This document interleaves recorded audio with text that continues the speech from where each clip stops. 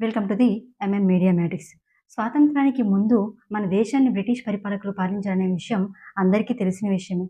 అయితే ఈ బ్రిటిష్ పరిపాలకులు మన దేశాన్ని పాలించిన తర్వాత దేశం చాలా పాడైపోయింది అని, దేశాన్ని సర్వనాశనం చేశారు అని, దేశాన్ని పీడించి తిన్నారు అని చాలామంది అంటూ ఉంటారు. అది నిజమే. అయితే కొంతమంది మాత్రం కొంత మేలే చేశారు అంటారు. మన మేలు ఏంటి అంటే కొన్ని ఆధునాతన కట్టడాలు కానీ, కొన్ని ఆధునికమైన విద్యను కానీ తీసుకురావడం, కొన్ని ఆధునిక ఆలోచనలు తీసుకురావడం కొంత మేలు జరిగింది.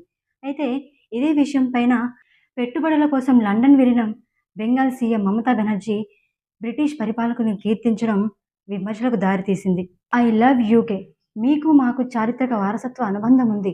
190 ఏళ్లు భారతదేశాన్ని పరిపాలించిన మీరు కొన్ని సంవత్సరాల పాటు కలకత్తాని రాజధానిగా పరిపాలించారు. ఇక్కడ మీరు నిర్మించిన కొత్త కొత్త అధునాతన కట్టడాలను నేను రోజు తలుచుకుంటూ ఉంటాను. అది చాలా గొప్ప విశేషం అంటూ కీర్తించసాగారు మమతా బెనర్జీ గారు.